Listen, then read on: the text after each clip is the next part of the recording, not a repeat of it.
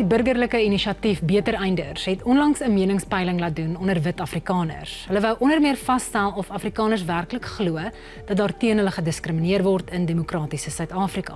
Volgens die peiling glo baie Afrikaners dit wel, en tot soveel as 40% van respondente sê hulle glo daar is 'n wit volksmoord in die land aan die gang. Ek verwelkom nou die mede-stigter van Beter Einders, Johan Erasmus. Saam met hom is die historikus Dr. Lindy Koorts. Johan, waarom wou jy die peiling doen en hoe verteenwoordigend is dit? So, ons wou die peiling doen want ons was bespreek in die Withuis, onder andere. Ons was vir 'n paar weke, jy weet, die ding waaroor meeste mense gepraat het. En dit is ons wat vlugtelingstatus gekry het in Amerika. En selfs in Suid-Afrika was daar nou die groot debat, wie praat namens die Afrikaners, en jy die konservatiewes wat beklei, jy die brief van 40 en nie in ons naam nie en wat ook al. So dit was so, vir ons net interessant om te sien, waar is die Afrikaner? Ons hoef nie net deeltyd daaroor te bespiegel nie, en iemand het toe baie geld vir ons geborg om hierdie spesifieke studie te doen. Hoe gesaghebend is dit? Ek meen, ja, mense moet dit nou maar, 'n peiling is 'n peiling. 1000 mense is gepeil, en dit is oor verskillende provinsies, verskillende geslagte. So ek dink 'n peiling kan 'n mens ten minste sê dit is 'n neiging, dit is 'n trend. Wat was jou reaksie juis oor die bevinding dat tot soveel as 40% van Afrikaners glo daar is 'n wit volksmoord in Suid-Afrika? Ja, ek was geskok. Ek het gesê hulle moet weer die peiling doen, maar hulle soek geld. So ek was nie noodwendig opgewonde oor daardie resultaat. Was jy verbaas? Ja, meer as verbaas, ja. En ek dink daar's 'n groot stuk ontnigtering onder die Afrikaner, en ja, maar ek dink daai statistiek was vir my meer as verbasend. Lindy, dit is iets waaroor ons al gepraat het op die program. Johan het nou vroeër gepraat oor die debat. Die feit dat so baie Afrikaners glo daar's 'n wit volksmoord in die land. Dink jy daar word genoeg moeite gedoen om te probeer verstaan waarom hierdie mense dit glo? Nee, dit is 'n goeie vraag, Lorenzo, en ek dink nie daar word genoeg moeite gedoen wat dit betref nie. Daar word maklik die vinger gewys en gesê, wel, jy's verkeerd om so te dink, hier is die feite. Maar soos jy sê, die onderliggende waarom moet eintlik gevra word. Kyk, 'n mens kan sê glas half vol, glas half leeg, want as dit 40% van Afrikaners is wat dit glo, dan beteken dit die meerderheid, 60%, glo dit nie tot dieselfde mate nie. Moet 'n mens dan ook in gedagte hou. Wat dan nou van die wat meer genuanceerd daaroor dink. Maar ek dink dit is ook vir my 'n weerspieëling van hoe ons diskurs lyk. Die diskurs is redelik simplisties. Eintlik in daardie opsig, die feit dat mense ook gemengde gevoelens kan hê daaroor, wys vir my, mense dink dalk meer krities as wat ons dink. Ons praat nou oor 'n boodskap wat uitgestuur is. Kom ons luister dan gou wat 'n verteenwoordiger van die Young Republicans of New York 'n tydjie terug in Suid-Afrika hieroor gesê het. We've also found that farm attacks are real. They are happening. They are targeting the Afrikaner community. When Julius Malema says, "kill the Boer," we believe him. And though he may say it's a metaphor, when he starts making the sound of a gun, you can't metaphorically shoot somebody. The South African government needs to get serious about respecting the rights of the Afrikaners as well as other minority groups, leave Orania alone, and condemn Kill the Boer. President Ramaphosa, the next visit he has to the White House should say, we've looked into it and we're going to make sure that there are no more farm murders. We're going to make sure that major political parties don't sing "kill the Boer" as their slogan.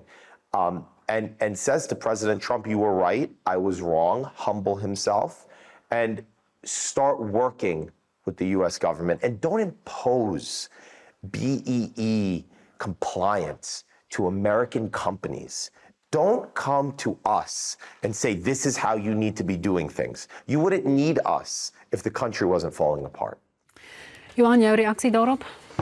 So ek dink, die een ding wat ek nou geleer het uit die statistiek, en wat ek leer as ek na hierdie ouens luister, is dat as ons, ek is nou lus om 'n klomp goedjies te sê oor die ouetjie, maar dit help nie. Ons moet 'n ander manier kry om hierdie diskurs te doen. So kom ek sê 'n paar goedjies. En Lindy, ek weet nie of jy hiermee gaan saamstem nie, maar as ons praat dat daar is 'n wit volksmoord en ons sê dat daar is plaasmoorde en dat daar is iets fout, dan moet ons dit baie duidelik sê, daar is iets fout. So 'n wit volksmoord en die feit dat hierdie Young Republican en 'n klomp van hierdie ander aktiviste, dat hulle 'n beweging om dit kon skep, is nie uit die uit die duim uit gesuig nie. Daar is iets wat fout is. Ons kan praat van plaasmoorde, ons kan praat van populistiese uitsprake wat ek nie dink behulpsaam is nie. En ons kan praat van die onteieningswet. So daar's nie niks nie, maar hier's nou 'n paar ander goedes wat gebeur. Ek dink die eerste ding is ons lewe in 'n kultuur waar ons politieke mag kry deur ons slagofferstatus te adverteer aan mense. En as dit gebeur, en dis die linkerkant en die regterkant wat dit doen terloops. So dit beteken dat hierdie status of hierdie probleem kry dan 'n nuwe lewe.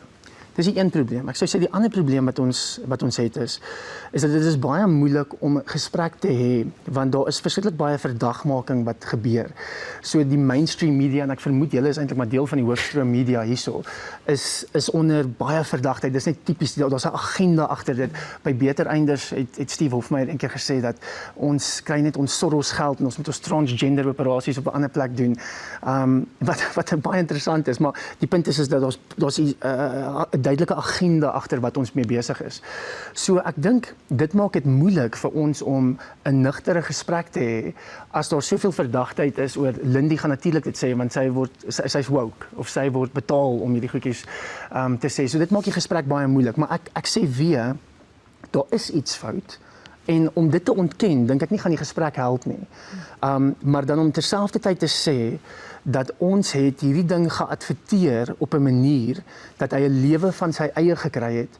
En ek wil glo dat baie Afrikaners sal sê die manier hoe Trump en miskien hierdie ouetjie van die Young Republicans daaroor praat, is nie heeltemal in stap met die werklikheid nie. En wanneer 'n halwe waarheid 'n hele waarheid word, dan word dit vals.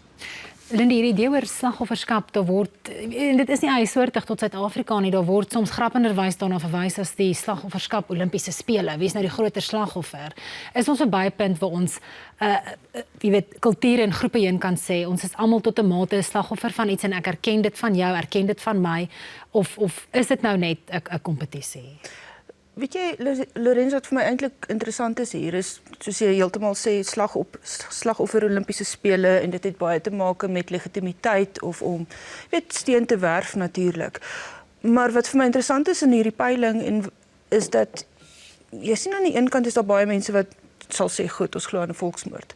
Omtrent net soveel sê maar die rasse en klassegrense kan oorbrug word.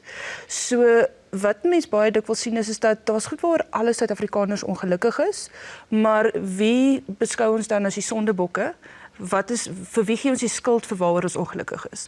Ek dink ons gaan almal saamstem oor regeringskorrupsie byvoorbeeld.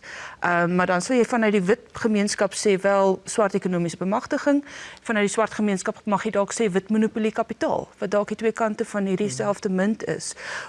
Eintlik sê dit vir ons Suid-Afrikaners is nie gelukkig met waar ons tans is nie, maar die wyse waarop ons uiting daaraan gee, kom dan deur die taal van sondebokke en slagoffers, wat nie noodwendig help nie, want dit word etikettering, in plaas daarvan om dieper te kyk. Johan, Lindy praat daaroor, en dit was my ook interessant dat julle peiling dat die meeste van die respondente glo dat die klas- en rasverskille oorbrug kan kom. Is daar dan die groot, of is die groot probleem wat Suid-Afrikaners dan miskien het met politici en ander groepe wat maak of hulle Suid-Afrikaners of Afrikaners verteenwoordig en waar mens, op voedselvlak, en dis ten minste my ervaring, is daar nie hierdie soort gesprek wat plaasvind nie. Dis baie meer beleefd. Ek dink ons is 'n bietjie skizofrenies. So jy voel hierdie ding van die plaasmoorde veral. Onthou net soos ek sê, hy het 'n lewe van sy eie gekry en dis baie emotief en dit is baie moeilik om jouself te distansieer. En dis te verstaan. Absoluut te verstaan. Ek praat nie tweedehands van hierdie ding nie. Ek het vriende en familie wat ek weet al hieraan gelei het. Maar terselfdertyd is hulle hou van rasse en hulle hou van Sia en hulle wil glo dat hierdie land kan werk. En ek dink ons sit tussen daai twee wêrelde en ek dink dit kom ook in die peiling uit. So dit is hoekom Lindy, ek dink tereg die glas halfvol kan sien. Maar nietemin dink ek nog steeds dit is iets wat skokkend dat so 'n oorgrote meerderheid wel identifiseer met die gedagte van 'n wit volksmoord. 'n minderheid, 40% is 'n minderheid, nie 'n meerderheid. Ja, maar dan net hier's 'n peiling van 1 tot 10. Okay, en luister, ek hou van dat jy positief is en ons moet positief is. Maar hulle vra 1 tot 10, 10 volkome saam, 1 ek stem nie saam nie. En tussen 5 en 10 staan 70% van die mense. Ja. Maar na vanaand sal dit beter lyk. Lindy, jou reaksie daarop? Nee, jy is heeltemal reg, maar ek dink wat dit ook vir my sê is ons diskurs is baie dikwels in uiterstes. So 40% glo dit volkome. Ja. Jy is heeltemal reg, dit hel oor in 'n sekere rigting. Maar wat vir my hoop gee is die hoeveelheid skakerings. En waar daar skakerings is, waar mense nog gemengde gevoelens kan hê, sê dit vir my daar's nog ruimte vir gesprek en vir raakpunte. Ek dink ook wat gebeur is onthou ons is die hele tyd in gesprek met mekaar. So daar's 'n Franse denker wat nooit ver van my gedagtes af is nie, René Girard, en hy praat van die eskalasies tot die uiterstes. En waarop dit neerkom is, hoe verder links hierdie groep gaan. En kom ons wees nou eerlik, 15 jaar terug, jy werk nou daarso in die universiteit, was daar hierdie sosiale geregtigheidsbeweging wat regtig ver links gegaan het. En mense het baie bewegings gesien soos 'n Black Lives Matter en 'n Me Too en die LGBT, alles op die spektrum daarso. En dit voel vir my dit was oordrewe aan daai kant. En dan was daar nou 'n oorreaksie aan hierdie kant. Die pendulum het geswaai. En dit is maar wat gebeur. En wat interessant is, in dieselfde manier wat hierdie mense hulle slagofferskap geadverteer het hierdie kant toe nou hulle slagofferskap geadverteer. Ons doen dit amper beter as hulle. Maar die geskiedenis wat daar. Ja. Maar julle praat oor gesprek en hoe belangrik dit is. Dis presies waarvoor hierdie program staan. Johan, Lindy, baie dankie.